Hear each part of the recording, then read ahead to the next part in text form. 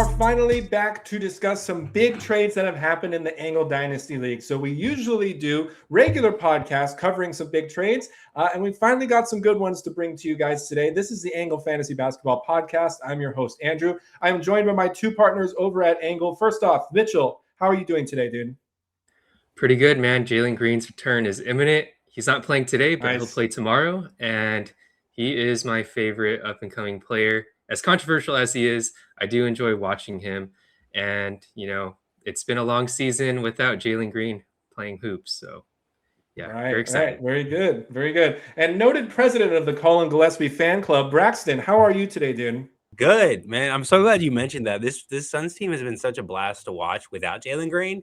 And I'm not even the biggest Green fan, but when he comes back, I think it'll be really exciting to see if they can make some noise in this Western Conference. So they're very good. I know that maybe it came across as I didn't want to watch Jalen Green, but I'm excited to see what he can do on this Phoenix team. So. Yeah, shots fired a little early, huh? All right. So we earlier in the week discussed the power rankings for the Angle Dynasty League. Make sure to go check that video out if you haven't already. Now we're going to discuss 5 big trades that have happened since then. So let's dive into it now. Okay, so here we are on one of the first trades that happened. So these trades were pulled from also recently and from a little while ago. And the reason why it's taken a little bit to come out with a trade video is trade frequency this year is a little down. We talked about that during our Power Rank podcast as well. And it's not for any bad reason. What I suspect is last year was our startup draft, first inaugural season, lots of chaos in terms of trading. Guys trying to position themselves for a playoff spot. And it seems like people are a little more comfortable with their team now, comfortable with where their salary situation is at too, because this is a real salary league. Braxton, let me go to you first. Do you agree with that? Trades being a little bit down, as well as the reason why that is? I think you've really nailed it. The activity is not in the league, but the trade activity specifically has dropped off slightly. And yeah, I think that's really why. I think last year at this point in the season, we were still seeing a lot of trades fly around. And I think as we get closer to the deadline, we'll see that kind of activity pick up a little bit more as the teams kind of on the cusp either decide if they want to make a run into the playoffs or just maybe reserve themselves for some better lottery odds. So I think there is more activity to come, but it's been maybe slow is the wrong word. Just I think people have been more selective about what they've been looking to do. That sounds about right. So, Mitchell, if you want to get us started here on the first trade involving Mexico City and the Hobart Chargers, what do we got here? Yeah, so in this trade, the Hobart Chargers sent out Evan Mobley, Aaron Wiggins, and Matisse Thybulle for Jaren Jackson, Derek White, Mo Gay. This year, Jaren Jackson's salary is in the $35 million. He's going to get bumped up next year, but it's a little bit more well distributed among his team this season, where he'd received 2 pretty high quality players in Jaren Jackson and Derek White as the main pieces for Evan Mobley. Aaron Wiggins is a good side piece in terms of depth, but I think it's really essentially a 2-for-1 in his perspective. Now, I will say I do like the idea of receiving 2 really high quality players in Jaren and Derek White, who's having a great year in terms of like blocks and whatnot. But it's actually like the inverse of what's happening. Like Mexico City is performing even better since the trade with Evan Mobley. And then Hobart, even with the additional depth pieces, he's been dropping in our ranks. So I kind of wanted to see like your perspective on maybe why in terms of that happening. Well, I mean, obviously Hobart is most hamstringed by Giannis missing some games. Hobart's build is very punt heavy. So he really relies on specific key players for that punt, such as Giannis being available as often as possible. Now, with Mexico City, this is a type of trade that I'll see somebody like Braxton do a lot, because Braxton typically deals with very deep teams. And so sometimes you have to give up a little bit, even if it's just for a marginal increase in quality or value. And that still ends up paying off in the long term. So yes, it seems like on paper, he maybe lost quite a bit of production in Jaren Jackson and Darren White. There's probably people out there who maybe prefer Mobley over Jaren Jackson straight up. I'm sure a lot of people do within a dynasty realm.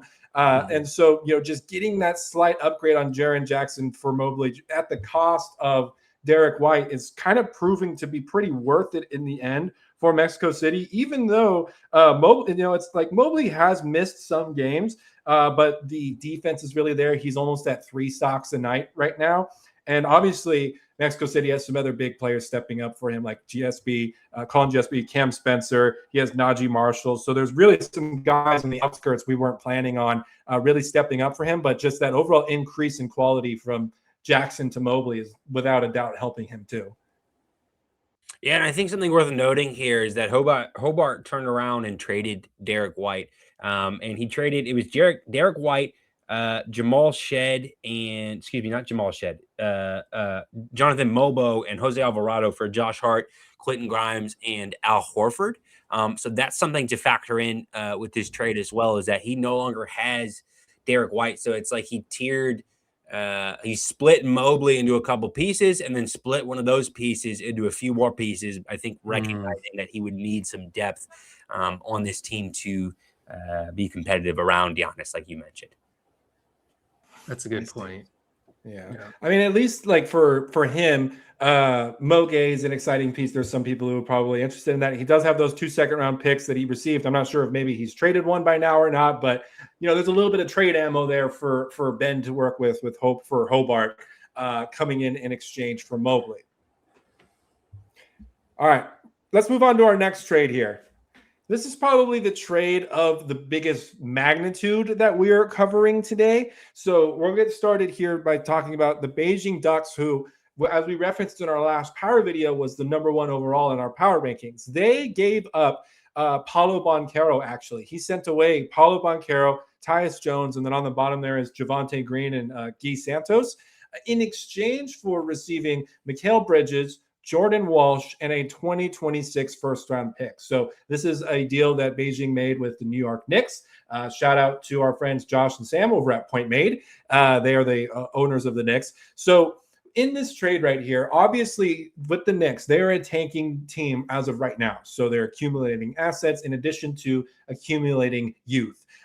Despite the money that he makes, coming into next season, Paolo Banchero is still a sought-after player within the dynasty space because of his production and his age, and somebody that the Knicks was interested in, and it was only at the cost of Mikal Bridges. It's not like we're talking a really like super premier veteran here, like a Jamal Murray or something along those lines. He only had to give up Mikal Bridges, a first-round pick. Jordan Walsh is useful too. And that is some useful pieces going to Beijing, who is doing very well in the league right now. But for somebody like the Knicks, we'll start with you, Mitch. How do you like this situation I know Mikal's not really on the older side. It's not like he's 35. You could still fit him into a tanking window. But how do you like this pivot to Paolo Banchero instead, even at the expense of a first-round pick? I think it really aligns with his timeline. I know he still has Joel Embiid and DeMar DeRozan, but also the first-round pick he sent was a late first-round pick, and if I'm not mistaken, it was Beijing's own 2026 first-round pick, who's looking like a top 5 team on his own. So I think this trade really accomplishes wins on both sides, where Beijing is getting someone who's a little bit more cleaner in terms of efficiency and Mikal Bridges for Paolo Banchero.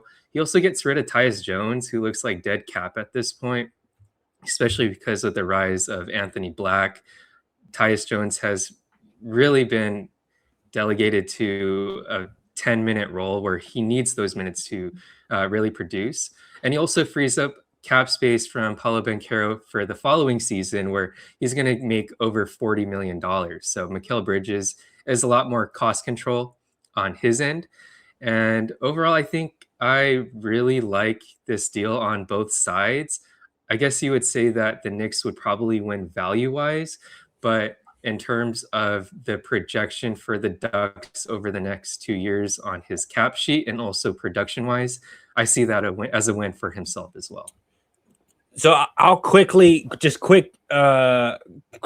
The first that was sent out was Velez Sarsfield, who is currently 9th in the standings. That's an early 20s pick as it currently stands. And I'm going to push Got back it. a Okay. little bit, Andrew, on your take on Mikal Bridges. You said he's not a premier veteran, but I argue that he probably starts being needed to be included in that conversation. Mikal Bridges does not miss games. He's ranked 30th on the season in 9 category, which, for reference, is ahead of guys like Şengün, Jalen Brunson, Jalen Brown, Josh Giddey, LaMelo Ball. I mean, he's ahead of these guys, and he does not miss games, right? So he's on that really nice contract. I know he's got a little bit of a pay raise coming too, but I think he needs to be starting to be. I can't speak. He needs to start being considered in that conversation with those elite veterans. And I think the only reason he doesn't is because he's not like a number 1 option or number 2 option even on a team, right? He's kind of a supplementary option, but his 9 category game is so awesome. And he's someone you can always count on to be there. And he's just really had an awesome season. So I like the Mikal Bridges side of this deal, especially with the first coming as well. I don't think Paolo is great in 9 category leagues. I know in a deeper 30-team league, which I will say, I know that's not a hot take to not like Paolo in the category leagues, but in 30-team leagues, you can kind of look past his overall ranking for the raw stats. But even so, these pieces around around Paolo, such as Tyus, Javonte, and Guy Santos. I know Javante's been playing a little bit recently, but I don't think it makes up for the Walsh in the first inclusion. I like the Mikal side a ton. I don't think Paolo is worth that much. And Andrew, even before this season, I know you paid quite a bit less than that for Paolo in a very similar league. And it's not like Paolo's value has increased. So I don't know. I like the Mikal side a lot. From a winning perspective, the Mikal side just opens up so much flexibility, both contract-wise, position-wise. He has versatility. He can play guard forward. Walsh is a forward as well. Walsh is like, I don't know if I value as a first-round pick, but maybe like an early second or something, just because he's playing and he's young. So it's a good return on both sides. Lots of flexibility for the Ducks, who is a competitor, needs to be able to afford Jokic, who's on his team, and then the Knicks get a nice blue chip young piece from a dynasty perspective to continue to build their roster around. Let's go ahead and move on to the next trade when you're ready, Brax. One more point from you. I just want to add this is I love the phrase, and I know what you mean. I love the phrase from a winning perspective because it implies that the other perspective is from a losing perspective. But sorry, with that, we can move on to the next trade. I just wanted to add that. Well, I just know it's because you don't like the tank. I know. I get it. I just think it's a funny phrase. Okay.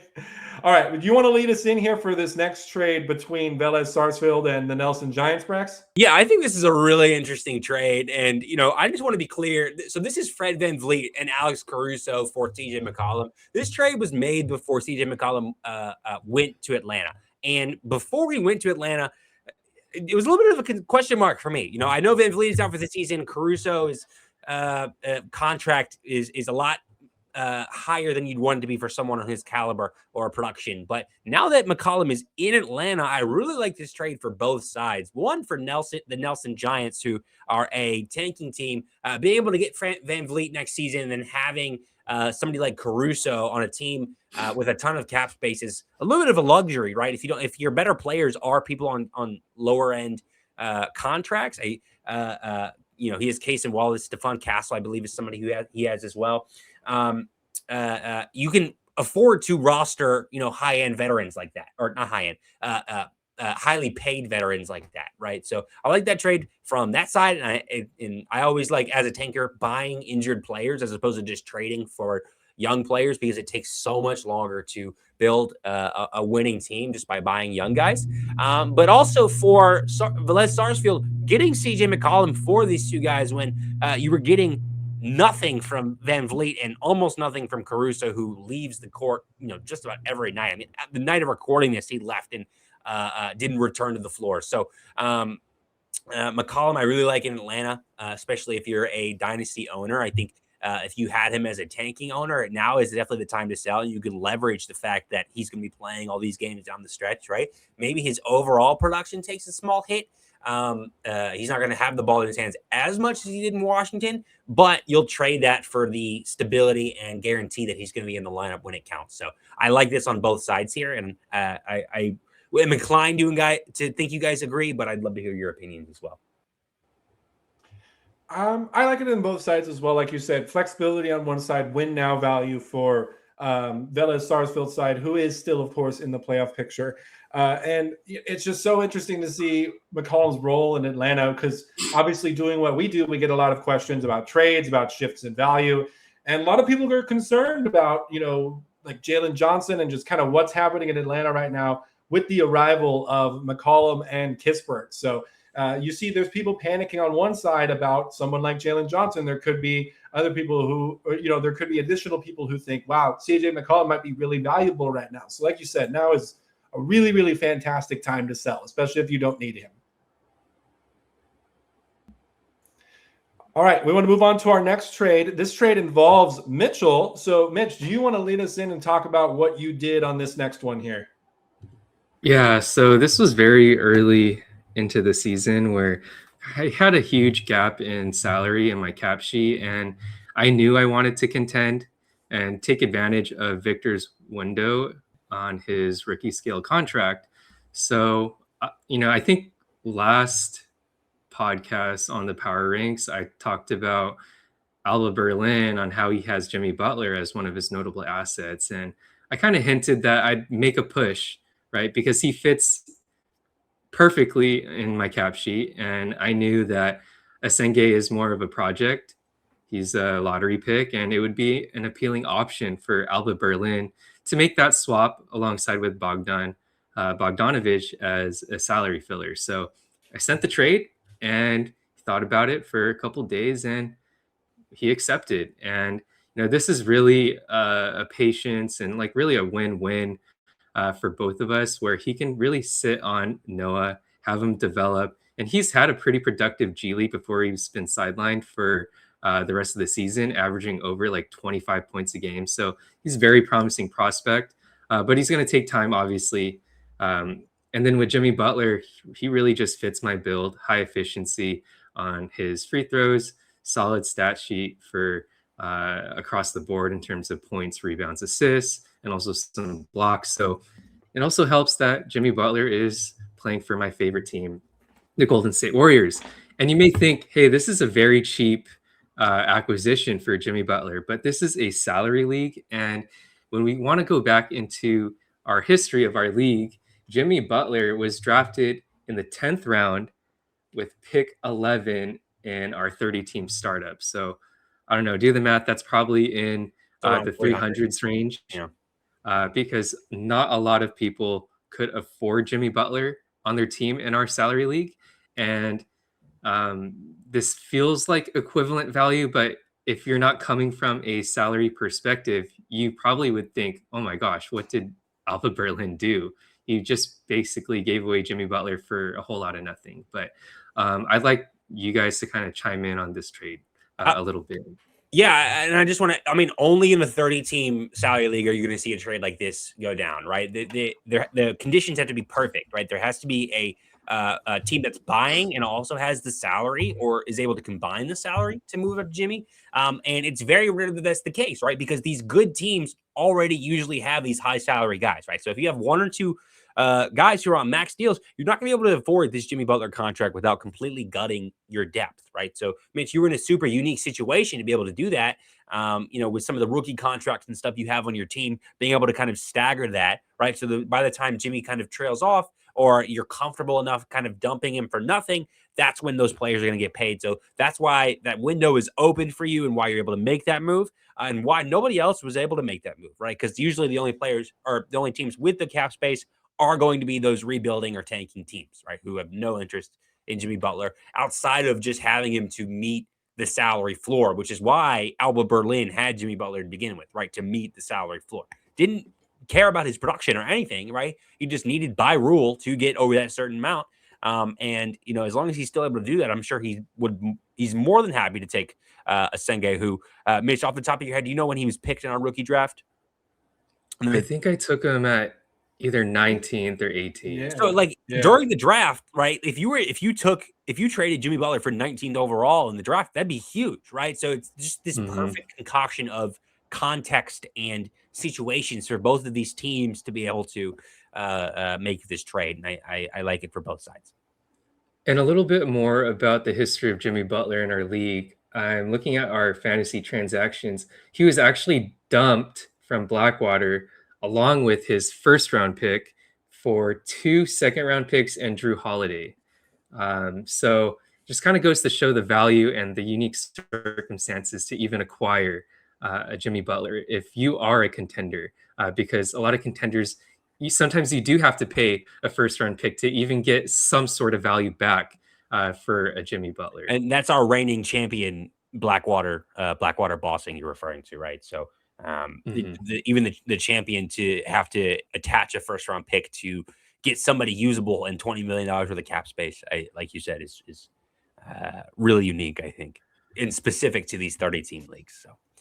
And that's why it's so fun. You got to think like a GM, and it totally just changes the perspective of a lot of different trades that do go down. So good one on both sides. Funny enough to mention, as we move on to our next trade here, this is our first trade video that does not feature the Brisbane Bullets. So obviously he has some work to do if he wants to perhaps feature in the next trading video. But we're going to go to our last one here.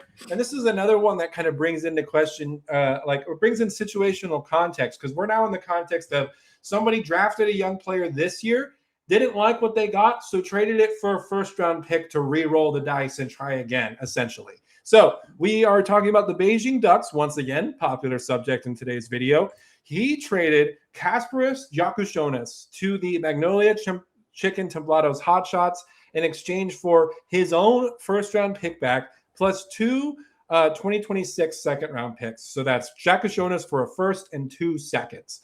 Now, Jakushonis was somebody that we were pretty high on early in our big board making process.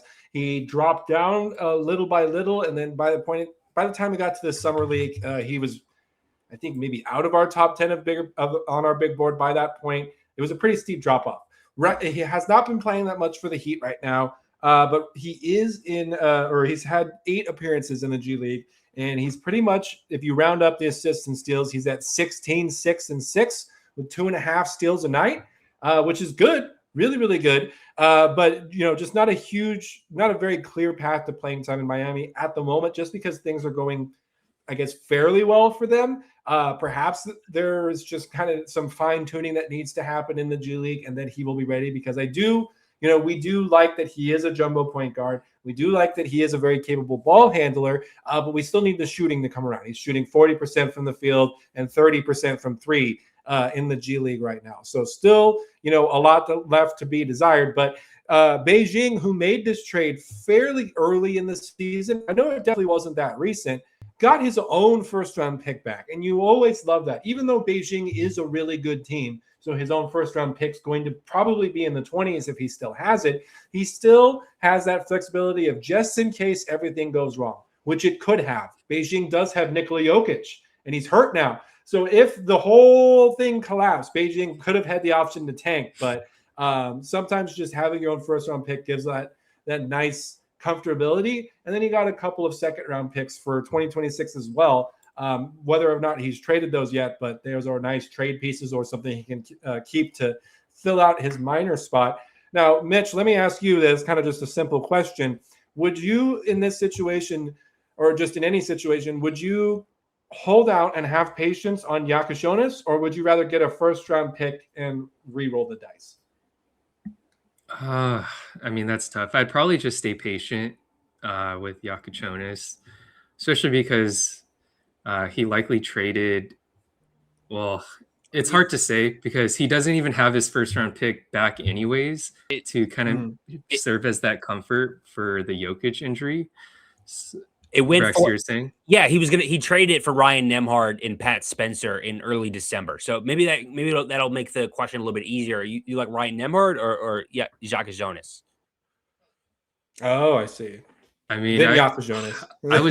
really high on Ryan Nembhard, but in terms of like scalability in the NBA, you kind of prefer those jumbo point guards, even if they are so bad on defense. At least they have the length to kind of cover some more ground versus someone who's 5'11" and 180 pounds soaking wet. But I will say that Jakushonis has looked better as of late. He's played in the last 2 games for the Miami Heat because of the Davion Mitchell injuries, where he had 7 assists and then 8 assists.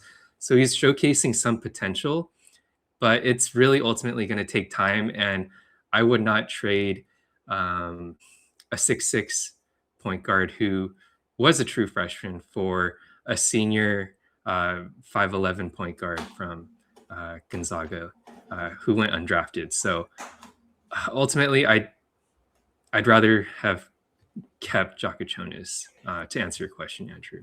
And I'll just say, I know that this slide specifically is about the first 4 Jakachonis, right? But I think talking about Nembhard is important here because that's what he went and turned the pick into, right? That pick has actually been really through the ringer. It went to somebody else, and then it ended up in my hands. I have it right now.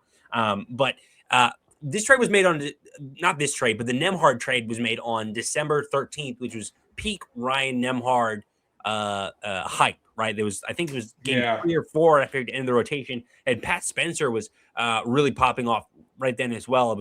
It looked like there was a chance he might be a rotation mainstay. And, you know, it was definitely, I think Beijing was anticipating kind of that trajectory to continue to point up for Nembhard. And I don't know that it has. I mean, he's kind of cooled off a little bit. D'Angelo Russell has been banged up. Brandon Williams has been just a thorn in Nembhard's side, not letting the Mavericks play Nembhard as much as he probably would like. His minutes have been kind of in the low 20s, even dipping into the low teens at certain points in January. So, again, I know that this was about the trade you see on the screen here, but I think that's an important thing to factor in as well. I think Nembhard is very much a floor guy, doesn't nearly have the ceiling that Jakachonis does. Although, you know, when you're contending, maybe you want the floor guy, right? But so I don't know. I just think that's a nice, interesting wrinkle to this trade as well. Absolutely. So that's 5 trades covered today. So we will definitely do this again this year, at least 1 or 2 more times, especially once we get closer to our own trade deadline. I'm sure you'll see plenty of trades happen then for contenders gearing up for their playoff push. But that will do it for us today. Let us know down below what you thought about these trades. Again, there'll be some more trades from our league coming in the future. If you have questions for us about your own trades, either leave a comment or feel free to join our Discord, linked in the description below. You can come in, open up a help ticket, and ask us as many trade questions as you would like. Thank you for watching. Subscribe to the channel if you are new, and we will see you next time.